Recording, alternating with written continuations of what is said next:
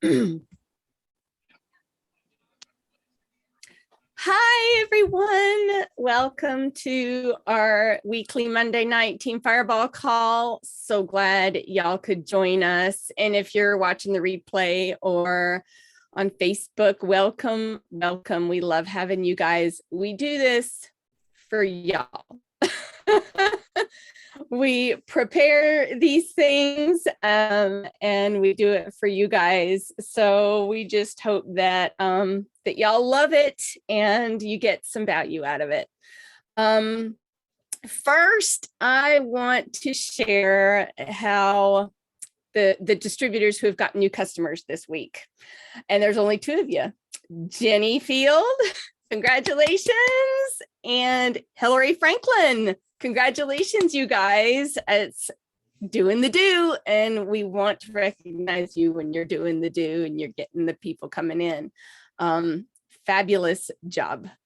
So I wanted to share tonight about fear because, first of all, I have been a very fearful person during my life, but also last week, I've been talking about this Deb Erickson training, and she, I was watching her training last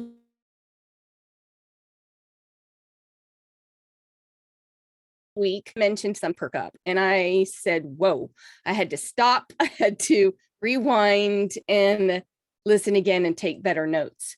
So that's really what the impetus was for doing this call. Was I just started paying attention to all the stuff that's out there about fear, and I was just gonna talk tonight and maybe share a video or two, but when I started compiling the information, I had to do a PowerPoint presentation. So that's what I did this morning, and I hope you guys get a lot out of it. Okay, I'm going to share my screen and optimize for video. Okay. See if it will go to slideshow. Yay. All right. Okay, so you guys, I can't see y'all, so shout if something goes wrong. This is a huge topic, and I realized how big of a topic was when I started digging for information on the internet. And Alice shared a wonderful video with me last week, and Jenny shared a wonderful song, and I was really thinking about using those things, but I ended up not having time. I have one video at the end of this that I thought was really important to share with you, but fear. I'm gonna talk first about my own experiences with fear, because I have been affected a lot by fear through my life. And as a kid, I had a lot of it, I think, because of the fact that I had asthma. And so I couldn't do the things that other kids did. And it really affected me in a lot of ways. I had bad dreams. I would wake up screaming in the middle of the night, thinking that, our family dog was dead. I mean, that's a dream I still remember. It was so powerful and scary to me. I would hide under the covers and think that there was a man in my room with a knife and he was coming to stab me. So all of those, childhood fears. And I chose this picture because it's a child who is sucking her thumb. And I sucked my thumb until I was 12 years old, you guys. That's the extent of the anxiety that I had when I was young. Well, fast forward to me being an adult, and I was in a high stress job, and I had my very first panic attack ever. And if you've never had a panic attack, I hope to God you never do, because it feels like you're dying. It feels so horrifying. Like the terror is all encompassing. It takes over every part of you, and you can't, there's no escape because it's inside you. And so soon after that, I was diagnosed with anxiety, and I had never been told, oh, anxiety was a thing. But anxiety is just a fancy word for fear, it's just another word for fear. So Deb Erickson was talking about fear, and she said, fearless does not mean that fear doesn't show up. It means when fear shows up, that you know what to do about it. So all these times that I've been hearing about be fearless and be brave, and if you just shed the fear, punch through it, pretend it's not there, tamp it down, all these things that have been said, and she's telling me something totally different. And I was like, oh, this is amazing. I cannot wait to apply this. So she goes on to say, you can silence the fear with breathing techniques, or you can do it with meditation, or deep breathing. A lot of her neuro tools start off with taking deep breaths, like deep cleansing breaths. And she talks about bringing it up from the base of your spine, like having this visual where it's coming from the base of your spine and it's going all the way up to the top above your head, so that's like this visualization of getting a very full breath, and it really helps. And then she went on to say, you become a master of your fear, and that's what she calls being fearless. So when you run from fear, it becomes a pattern or a habit. You habituate to running away from it. So you've got to learn how to run through it and silence it instead. And when fear is silenced, there is no struggle. This was all from Deb Erickson. And I know I've been harping on this, you guys, but I had to go look up the neuro tools for fear. And there are 17 of them that you can filter, as I'm showing. This is from the website, not the app, but you can say problems they address, and actually has fear of self-doubt. And under that section there's 17 of them. And I've listened to some of those, and they're really fabulous. They really, they focus you and get you to kind of interrupt that pattern, interrupt that habit. And she does that with very specific tools. But before I get to the tools, I'm going to just say that, we programmed ourselves. She talks a lot about this, that we've programmed ourselves. We've been programmed by ourselves and by everything around us through our whole lives. And you're programmed by repeating the same pattern, in this case, fear, over and over again. You've got to interrupt the pattern. You got to be intentional and reprogram yourself.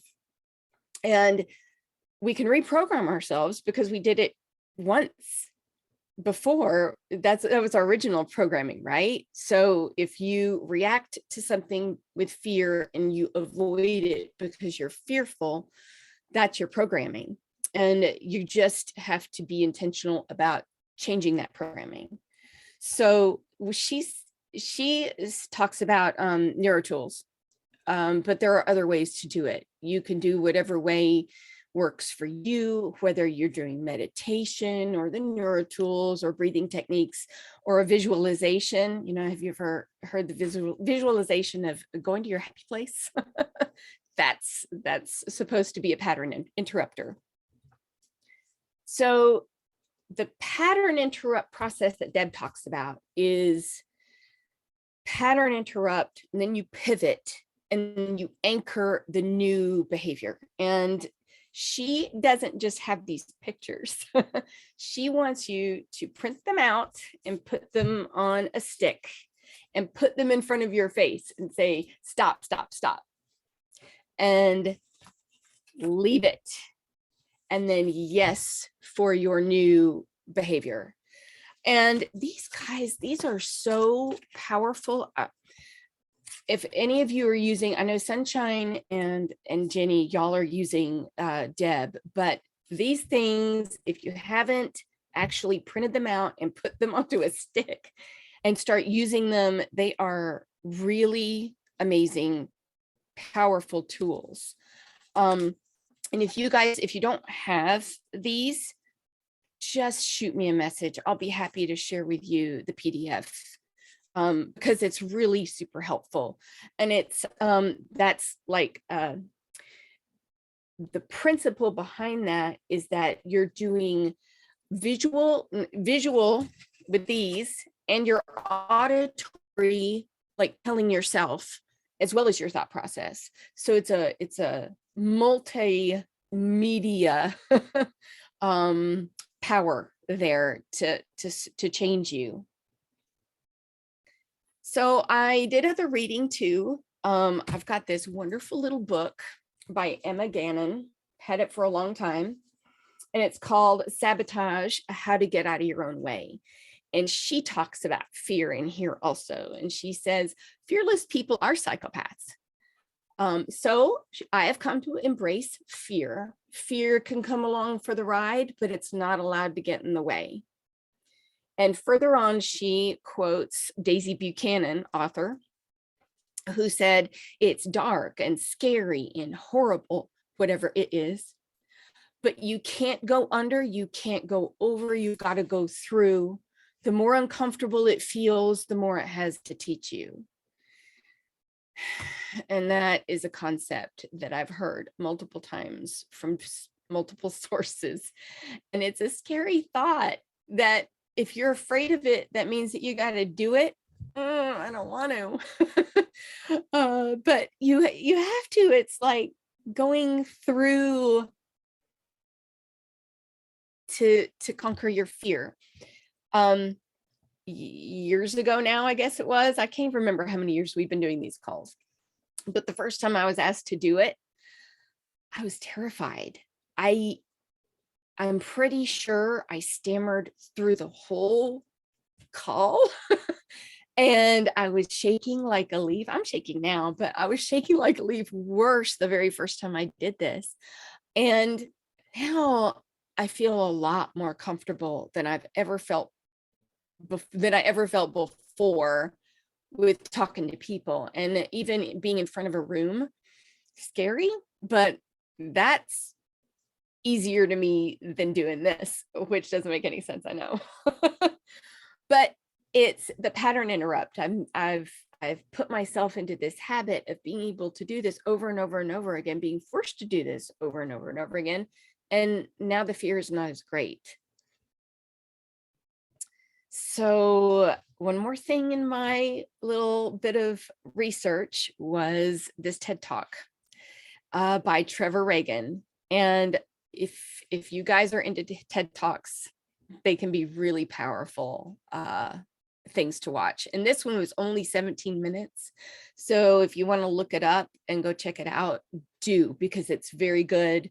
It's called How to Overcome Fear. And he actually had the overcome in a quotation marks, because you don't actually overcome fear. But he really spoke to me when he talked about the amygdala, which is a little section of our brain. It's called the lizard brain. It's like at the very base of your brain. It's like super primitive part of your brain that's the fear center. And all animals have it. We all have it. It controls us to give us fear so that it keeps us safe. Because in nature, the purpose of fear in nature is to avoid danger. But he goes on to say the glitch of the amygdala is that it doesn't know the difference between a good challenge and dangerous ones. And it's really difficult in the world we live in now, because there's all this stress and there's all of this like busyness and go, go, go. And our brain, our lizard brain, doesn't know how to process that. So we end up with these anxiety disorders, like I've got. And he goes on to say that fear robs us of experience. He has a couple of cute little stories. Well, cute, great little memorable stories. One of them is about a girl who made it to the finals to get onto the TV show called The Voice. She was so stoked about the possibility of having a career doing what she loved, singing. But she got to that final song before getting onto the stage, and she choked. She ran out and couldn't do it. It was this stage fright. And so she talked about how her fear robbed her of the experience of being on The Voice. And how many times does it happen? We always hear about the story, the stories that are the victorious ones, that person that made it, they burst through their fears. But how many times does it happen that we are robbed of that victory because of our fear? He said, don't set out to destroy the lizard brain, because you can't do it. Instead, his suggestion is to learn to dance with it. And by dancing, he meant to use it as a compass, do the opposite of where it's pointing. So if it's pointing toward running away from that thing, you turn around and you run toward that thing. And he said it's a skill that you develop, this skill. You do it over and over again, you get better at it. And he was talking there on the stage. He said in the last 3 years that he had done 900 talks about fear, and he still had terror when he stepped on that stage. He said, I'm freaking out right now. He said, but I've done this now 900 times, so I can get through this. I can do this. I got this. I was like, that's really powerful. He's doing it in spite of the fear. And that's what you're told a lot, but it's never explained how you put that into practice. And that's what he's talking about. So he in the middle of his talk, he mentioned this book. And you guys, if you haven't read Elizabeth Gilbert's Big Magic, this is fabulous. I listened to it first as an audiobook, and then I had to get the print book a few months ago because I wanted to be able to look up the stuff, because when you listen to an audiobook, you can't just go back a few pages or mark a page. It's a little more difficult, at least for me, because I'm old school. So she has, as you can see by the subtitle, Creative Living Beyond Fear. She talks about fear a lot. And she has this long story about being so scared when she was little. Like, she was a very frightened child at everything. And one of the stories that really stuck in my head was she was on the beach with her family, and she was so scared of the ocean that she tried to make her parents bring everybody in from being in the ocean. She was just like, stop, don't go in there. And she said that's what fear was to her. It was this constant stop going in her head. She wanted everything to just stop. And lucky for her, she said, her mother wasn't having it. Her mother was not going to be a mom of a candy ass, she put it. Her mother was a Minnesotan farmer. She had grown up on a farm in Minnesota. She was from good Scandinavian stock. And she was not letting her daughter be ruled by fear. If Elizabeth said that she was terrified of talking on the phone. So her mother told her, great, from now on, you are the official phone answerer for the house.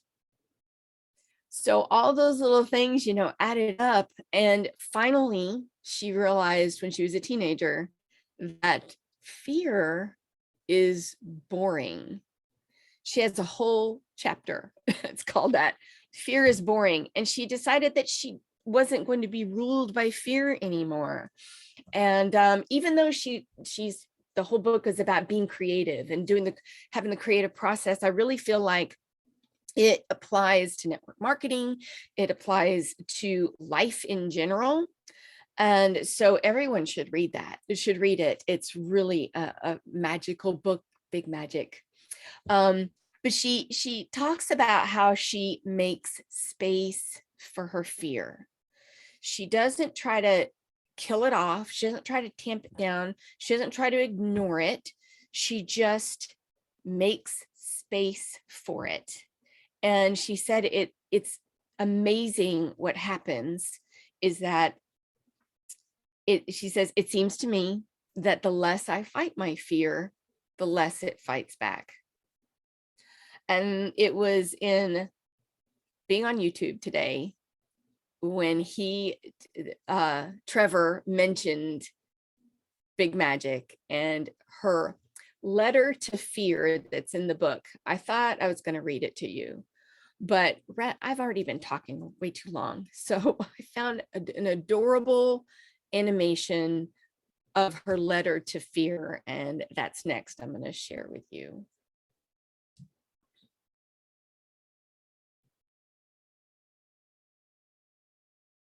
If it will let me. There it goes.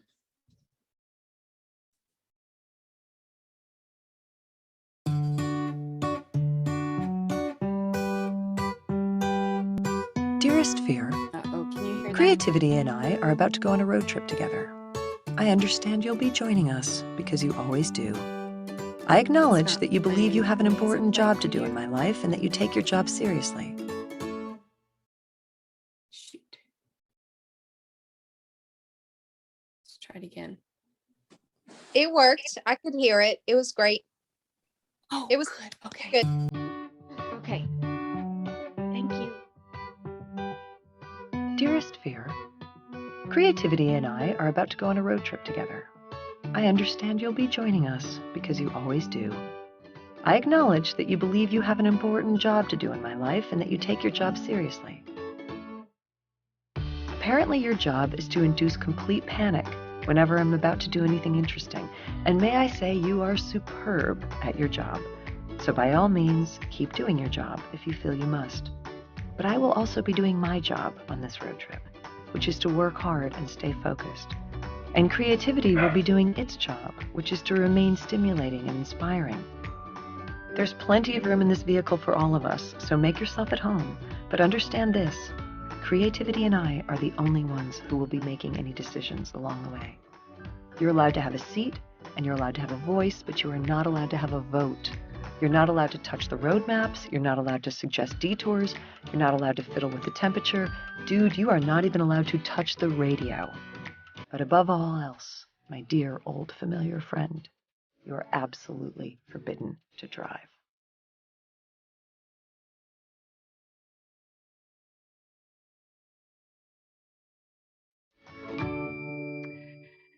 And thanks you guys for listening to my talk and being fearless with me.